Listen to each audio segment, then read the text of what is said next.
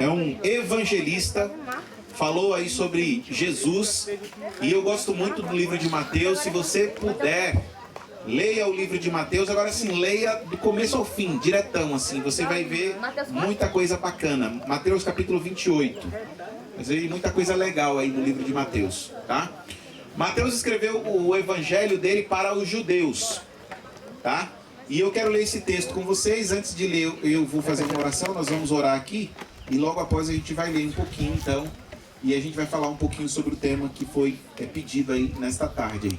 Feche os olhos e vamos falar com Deus. Querido Deus, nós queremos mais uma vez pedir a tua direção, Senhor, esteja conosco, nos abençoe e nos ajude a entender a tua palavra neste momento. Nós te pedimos por Jesus. Amém, Senhor. Mateus 28, os versos 18, 19 e 20, que são os 3 últimos versos do livro de Mateus, diz assim: Jesus se aproximou deles e disse: toda a autoridade me foi dada no céu e na terra. Portanto, vão e façam discípulos de todas as nações, tribos e línguas, batizando-os em nome do Pai, do Filho e do Espírito Santo. E ensinem esses novos discípulos a obedecerem a todas as ordens que eu lhes ensinei. E lembrem-se, eu estarei com vocês até o fim dos tempos. Mateus 28, dos versos 18 até o 20. Mateus 28, dos versos 18, 19 e 20. Esse daqui é um texto conhecido. Quantos aqui já tinham lido esse texto na Bíblia aqui? Olha, levanta a mão, pode levantar sim, bastante isso. Olha só, a maioria de vocês já tinham lido. Quantos aqui sabem esse texto de cor? Levante a mão também aqui. Sabem assim, falar de cor assim, ó. Sabe ou não sabe? Sabe não? Esse é um texto conhecido. Quando a gente vai nesses seminários sobre missão, a gente ouve desse texto, as pessoas falando desse texto. Agora é o seguinte, deixa eu dizer uma coisa pra você aqui, ó. Presta atenção em mim aqui, olhe pra mim. Esse texto, mais do que falar sobre missão, ele quer falar sobre algo que é importante para que eu e você saiba, tá? Na verdade, todo o livro de Mateus tem esse contexto, tem esse pano de fundo. E qual que é esse pano de fundo e esse contexto? É o contexto do grande conflito, da disputa entre o bem e o mal, da batalha entre Cristo e Satanás. E o contexto que está por trás dessa batalha é a autoridade. E por que autoridade? Porque quem detém autoridade tem a adoração. Entendeu? Então quem detém autoridade tem a adoração. E quando Mateus escreve aqui no livro sobre esse episódio aqui, mais do que interessado em motivar você a sair e fazer discípulos, mais do que interessado em motivar você para pregar o evangelho, Mateus, ele quer que você reconheça a autoridade de Jesus. E ele faz isso desde o início do livro. Se você pegar lá no início do livro de Mateus, pega lá, vai lá no comecinho do livro de Mateus aí. Você vai ter o capítulo 1 aí, que ele vai falar da genealogia de Jesus, certo? Dá uma olhadinha aí. Capítulo 2, ele vai falar sobre o nascimento de Jesus, certo?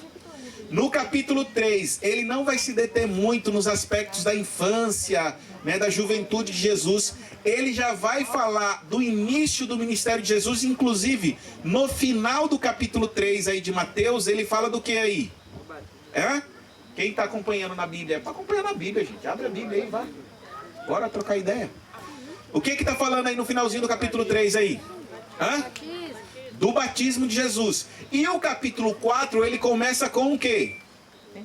Com a tentação de Jesus. Então ele começa o capítulo 3 falando sobre o batismo e começa o capítulo 4 falando sobre a tentação de Jesus. Agora olha só que interessante aqui, ó. Tem algo interessante que acontece no final do capítulo 3 em relacionado ao batismo de Jesus. A Bíblia diz que quando Jesus foi batizado, o que aconteceu? Diz que uma pomba desceu do céu. Estão aqui acompanhando comigo, sim ou não? Sim. Beleza? E o que ouviu? O que foi falado quando Jesus foi batizado? Este é o meu filho amado em quem? Em quem me compraz. Ou seja, esse é o meu filho amado que me agrada. Tá ok?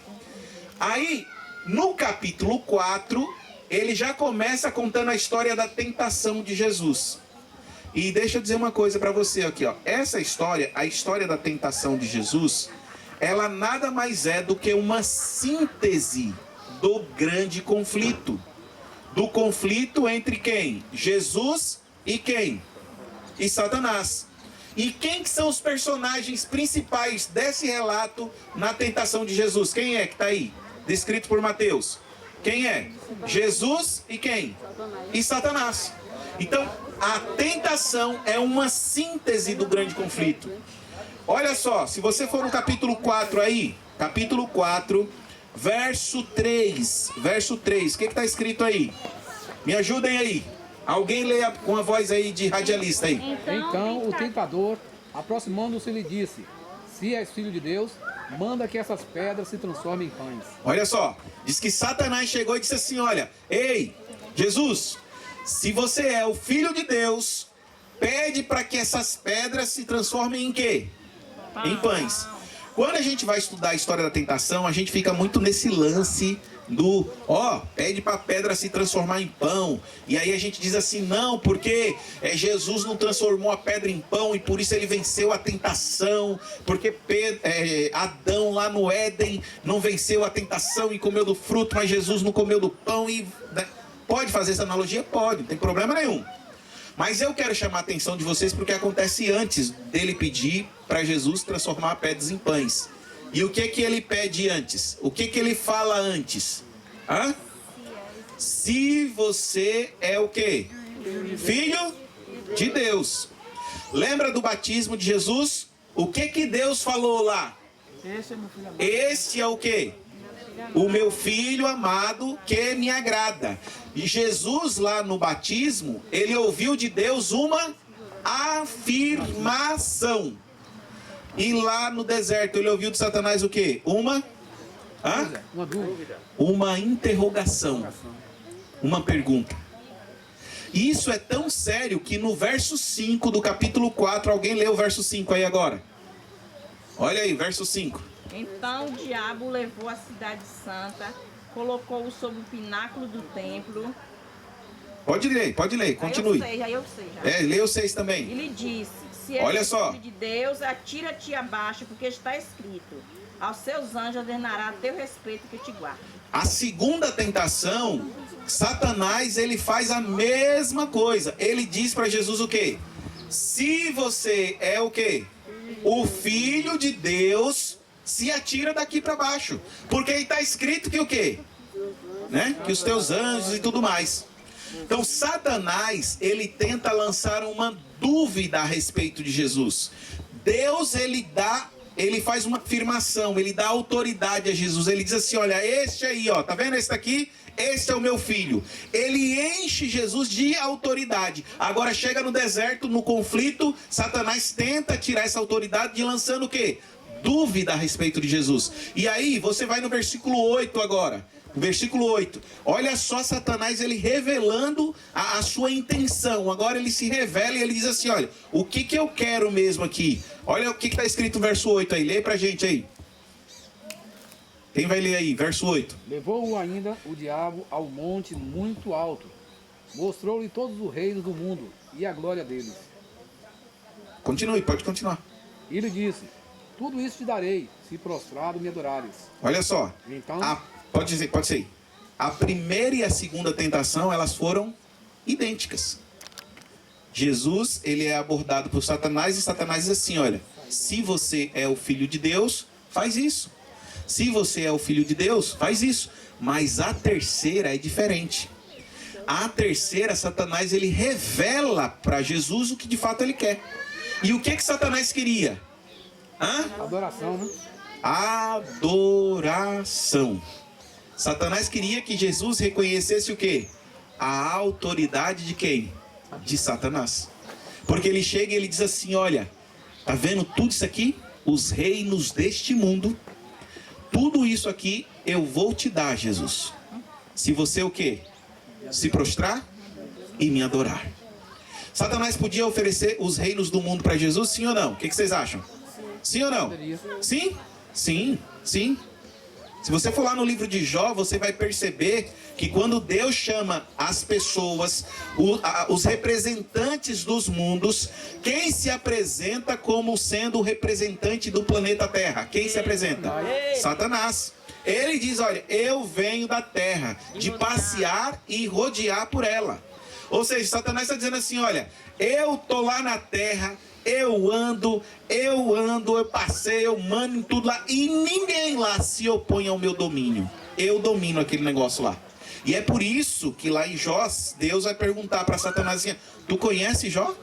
Por quê? Porque quando Satanás diz que todo mundo está sendo dominado por ele, Deus ele lança Jó como sendo o argumento de Deus para dizer, não é todo mundo não. Tem meu servo Jó lá, você conhece Jó? Então, Satanás aqui no capítulo 4, nessa síntese do grande conflito, Satanás ele tenta tirar de Jesus a autoridade dada por quem no batismo de Jesus? Pelo próprio Deus, quando disse, este é o meu filho amado, em quem me comprazo. E aí, queridos, olha só, durante todo o livro de Mateus, o que você vai ver é a intenção de Mateus em mostrar um Jesus com autoridade. Quer ver? Capítulo 5 agora, capítulo 6 e capítulo 7, você vai ter o Sermão da Montanha. É a pregação de Jesus. Mas no capítulo 8 aí, você vai ter uma história. A história de um soldado romano, de um centurião romano. Esse centurião romano, ele tinha um servo que estava doente em casa. Ele chega para Jesus e ele diz o que para Jesus? Olha, Jesus, é o seguinte, o meu servo está doente. E eu queria que o Senhor curasse o meu servo. Aí ele olha e Jesus assim, olha, tá bom, vamos lá na tua casa que eu vou curar o teu servo. Quando ele diz isso para o soldado, para o centurião, para o oficial romano, capítulo 8, verso 8. Alguém pode ler para a gente aí? O que está escrito aí?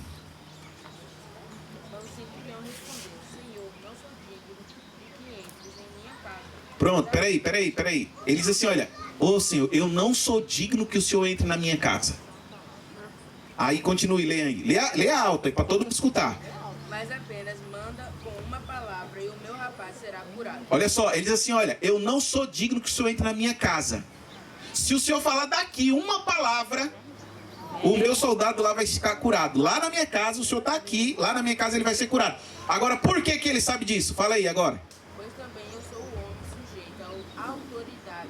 Tenho soldados as minhas ordens e digo a este, vai a ele, vai a outro, vem a ele, vem ao que.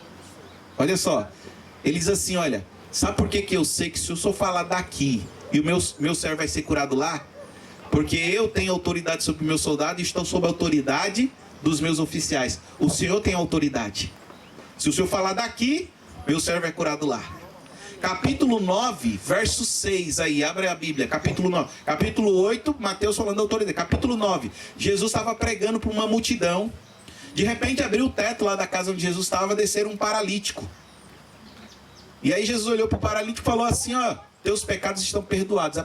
Pessoal, todo mundo começou a cochichar. Ei, o que está acontecendo? Esse camarada aí falando besteira aí, não pode perdoar pecados, só Deus pode perdoar pecados. Olha o que Jesus diz aí, capítulo 9, verso 6, do livro de Mateus. Ora, para que sabais que o Filho do Homem tem sobre a terra autoridade para perdoar pecados. Então disse ao paralítico, levanta, toma o teu leito e vai para a tua casa. Olha só, mais uma vez, Jesus sendo falado por Mateus como tendo o quê? Autoridade. Capítulo 10, verso 1. O que está escrito aí? Alguém pode ler pra gente?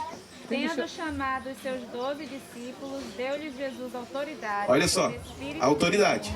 Para os expelir e para curar toda sorte de doenças e enfermidades. Tá vendo? A gente pode ficar aqui, ó, capítulo por capítulo, eu tenho um verso para cada capítulo mostrando que a intenção de Mateus é mostrar a autoridade de Jesus. Agora, por que Mateus tem isso? Porque Mateus sabe que a gente está em guerra. Mateus sabe. Mateus sabe que a gente não está num parquinho, num playground. Mateus sabe que a gente não está aqui de boa, na nossa bolinha, na nossa vidinha, só esperando Jesus voltar, não. A gente está em guerra, batalha, treta, confusão. Mateus sabe disso. E Mateus sabe desse conflito entre quem? Entre Jesus e quem? E Satanás. Apocalipse capítulo 12, abra sua Bíblia aí, Apocalipse capítulo 12. Leia para mim aí, para você ver aí, né, para você sentir o drama do que é. Capítulo 12, verso 7, o que está escrito aí? Houve batalha no céu, Miguel e seus anjos batalhavam contra o dragão, e batalhavam o dragão e os seus anjos. Olha só, houve batalha onde? Entre quem? Miguel e quem? E o dragão, certo? Agora lê o verso 12, alguém. Capítulo 12 de Apocalipse, verso 12. Olha só o que está escrito aí. Alegrai-vos no céu, e vos que neles habitais. Ai dos que habitam na terra e no mar, porque o diabo desceu a voz. E tem grande ira, sabendo que já tem pouco tempo. Olha só. Alegrai-vos ao céu. Por quê? Porque o diabo ele foi expulso. Ele perde a batalha. Ele perde a batalha para Cristo, para Miguel. E ele é expulso. Agora ele é expulso para onde? Para a terra. Ele é expulso para a terra. Então, ei, nós estamos numa guerra. E numa guerra, o que a gente precisa? Me diga aí. De... Armas. O que tem numa guerra? Tem uma coisa numa guerra. Não. Tudo isso aí, sem essa coisa, não faz sentido nenhum. Batalha. Um líder. Exército. Exército. Não adianta ter arma, não adianta ter batalha, espada, metralhadora, tanque de guerra, se não tiver o quê? O exército. E olha só, tem um texto que eu gosto muito aqui, eu quero falar especialmente para a juventude aqui. Ellen White, ela diz assim, olha, com tal exército, com o que pode fornecer a nossa juventude devidamente treinada e preparada, a mensagem de um Salvador crucificado, ressuscitado e prestes a vir seria levado a todo mundo no quê? Ela usa uma expressão, ela diz assim, olha, num abrir e fechar de quê? Ó, num assim, ó. Se o exército, que são vocês, a juventude adventista, se levantar. Você está entendendo o poder da juventude adventista? Tem outro texto que Ellen White diz o seguinte, eu tenho alguns textos aqui, ó. Ela diz assim, olha, eu vou até ler para vocês aqui, ó. A igreja se enfraquece por falta do auxílio, sabe de quê? Adivinha? De jovens. Eu vou ler de novo aqui, ó. A igreja se enfraquece por falta do auxílio de jovens. Agora, não é qualquer tipo de jovem, não. Porque tem né, vários tipos. De que jovem que a igreja precisa? Aí ela diz aqui, ó. Jovens que deem corajoso testemunho e com zelo ardente estimulem as energias entorpecidas do povo de Deus. E ela termina dizendo assim, olha, aumentando assim o poder da igreja no mundo.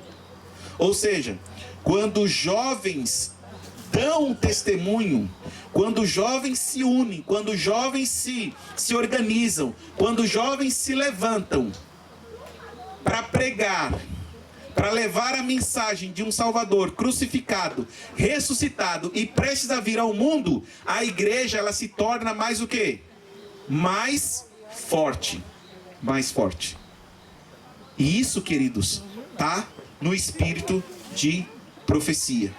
Portanto, quando Mateus escreveu, abre lá de novo lá, Mateus capítulo 28, os versos 18, 19 e 20. Abre lá de novo. Abre aí. Mateus capítulo 28, os versos 18, 19 e 20. Quando Mateus escreve esse texto aí, Mateus ele tem em mente todo este cenário de guerra, de batalha. Entendeu?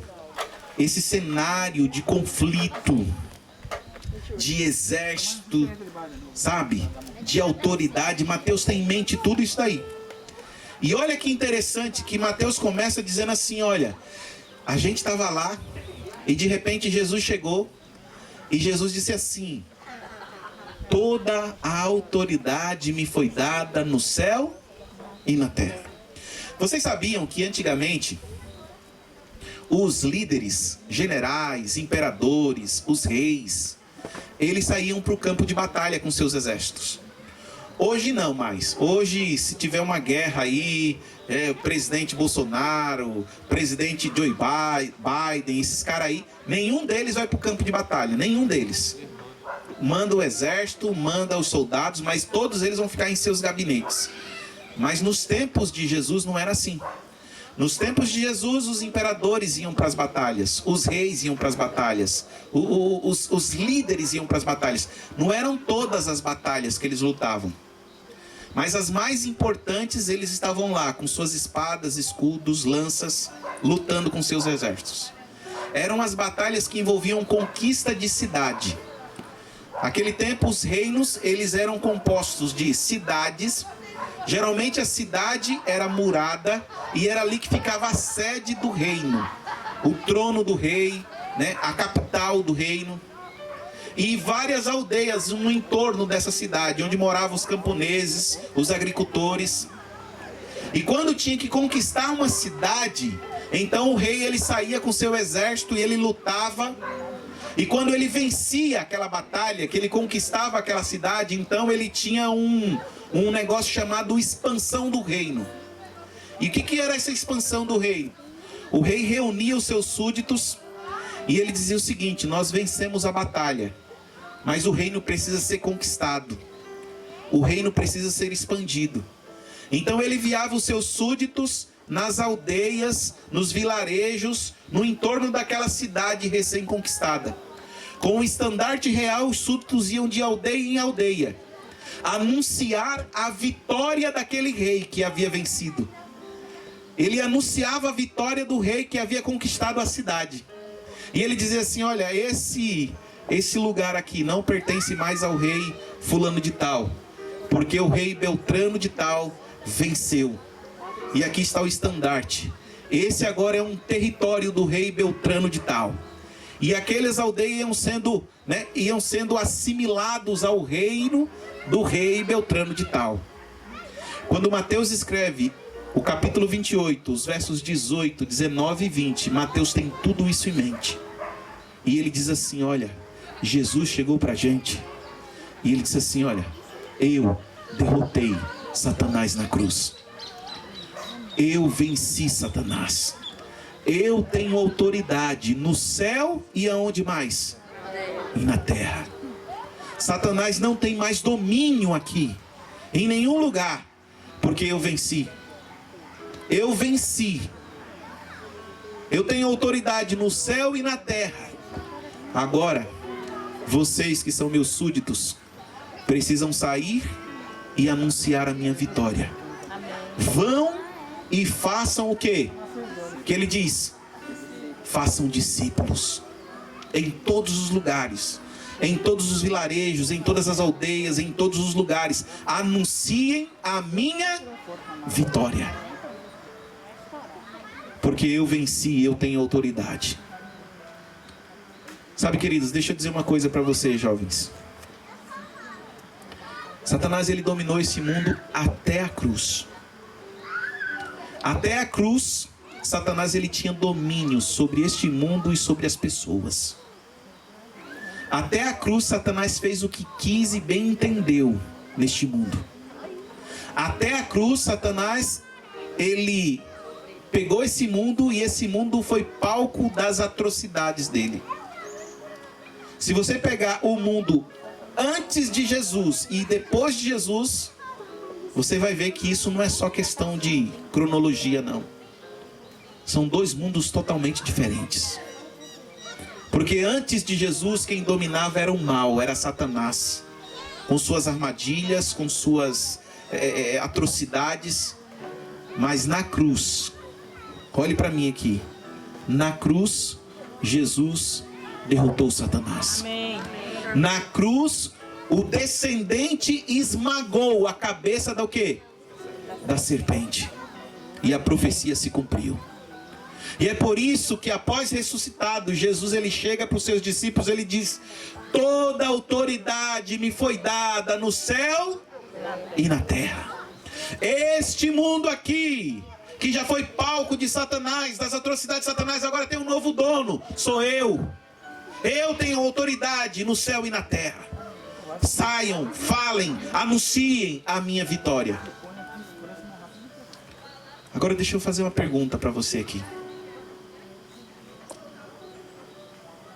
Quando você olha o mundo hoje, o que é que você vê? Seja bem sincero. Quando você olha o mundo hoje, você vê maldade, é ou não é? Corrupção, miséria, desigualdade, racismo, preconceito. Você vê tanta coisa, né? Deixa eu dizer uma coisa para vocês aqui, fazer uma pergunta aqui para vocês. Dá para dizer, quando a gente olha o mundo hoje, que o bem está vencendo o mal? Dá para dizer que quando a gente olha o mundo hoje, que o bem está prevalecendo sobre o mal? Sim ou não? Não. Não dá não, gente. A pergunta é por quê? Se o mal já foi derrotado. Por que se Satanás é um inimigo derrotado? Por que não dá, se Satanás não tem domínio sobre esse mundo já faz muito e muito tempo? Você sabe por quê? Porque nós como súditos, a gente não tem feito o que Jesus pediu para a gente fazer. A gente não tem saído e anunciado a vitória de Jesus às pessoas. Tem muita gente ainda que é escravizada por Satanás. Tem muita gente ainda sendo dominada pelo mal, porque eles não sabem e não conhecem outra alternativa a não ser aquela. Tem um outro texto de Ellen White que eu queria ler para vocês e quero concluir com isso, que diz o seguinte, olha só. Diz o seguinte aqui. Alguém está lhe dizendo que eu estou no fim já. Mas eu já vou acabar já. Olha só o que diz aqui. Esse papelzinho aí tá demais. Esse papelzinho aí me tirou até a concentração aqui, ó. Até perdi o texto aqui. Mas ela diz assim, olha. Ela diz que a maldade do mundo, o sofrimento do mundo, as coisas ruins que acontecem no mundo, está lá no Beneficência Social. Acontecem porque muitas vezes nós, os filhos de Deus, somos desobedientes às ordens de Deus. A nossa negligência, a nossa desobediência, a nossa infidelidade, ela usa essa palavra, aumenta o sofrimento, a desigualdade e a maldade do mundo. João 8,32 diz assim, olha, conhecereis a verdade, e a verdade vos libertará de quê? Que verdade é essa que o mundo precisa conhecer? A verdade de que Jesus é vitorioso, queridos. A verdade de que o mal foi vencido. De que as pessoas não precisam mais ser escravizadas por Satanás. E quando as pessoas conhecerem isso, elas serão libertas das armadilhas de Satanás. Mas ao invés de fazer isso, o que a gente está fazendo como igreja? A gente está discutindo um monte de coisa. A gente está discutindo roupa, a gente está discutindo maquiagem, a gente está discutindo um monte de coisa. E não é que essas coisas não sejam importantes, são importantes. Mas não é o mais importante. A gente olha para o mundo lá fora e a gente olha as pessoas. E a gente meio que olha com um certo, né, com um certo ar eu sou melhor que ele, porque eu sou cristão, porque eu tenho Deus no meu coração. A gente olha as pessoas não como vítimas de Satanás, mas a gente olha com um certo ar de indiferença. Deixa eu dizer uma coisa para vocês. Deus, ele nos salvou. E ele nos salvou para nos enviar para salvar outras pessoas. Não vai ser fácil não. O próprio texto diz assim, olha, eu estarei com vocês o quê? todo o tempo. Até quando? Até o final. Essa é a promessa de Jesus para mim e para você. Aqui nós temos um pequeno exército.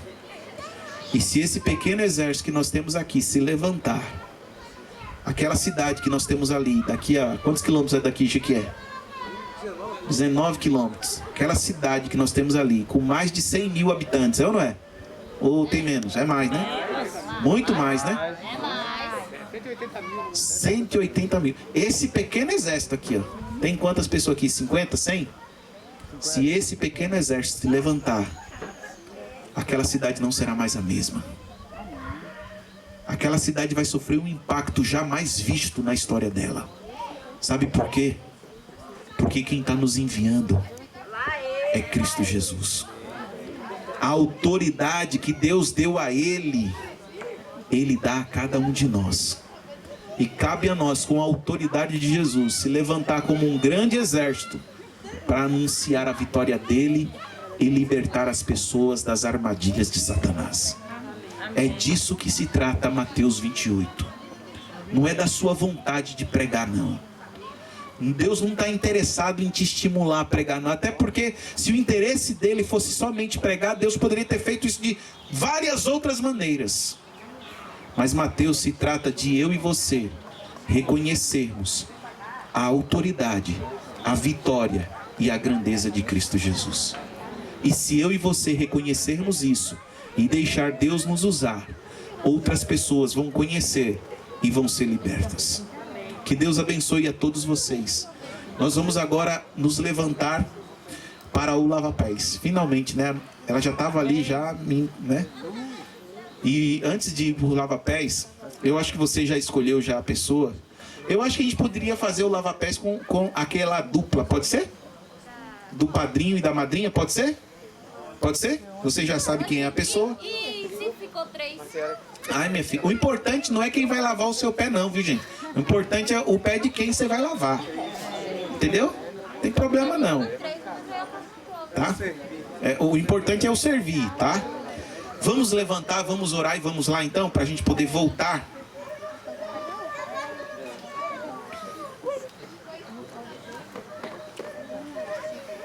Querido Deus, aqui está, Senhor Deus, uma pequena parte do teu exército, do teu povo.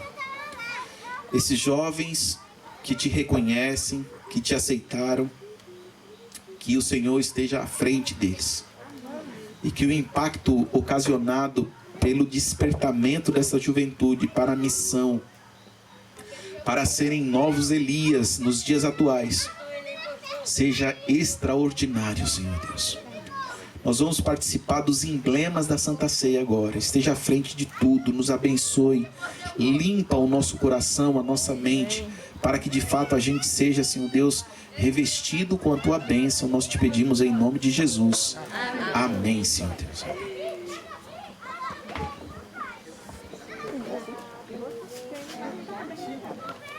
Gente, ó, o que é que vocês vão fazer agora? Vamos descer cantando, vamos pensar um pouquinho. Você pode pegar uma bacia aqui e uma cadeira. Nossas líderes estarão lá embaixo com papel para ajudar. Vai, mas eu. Oi?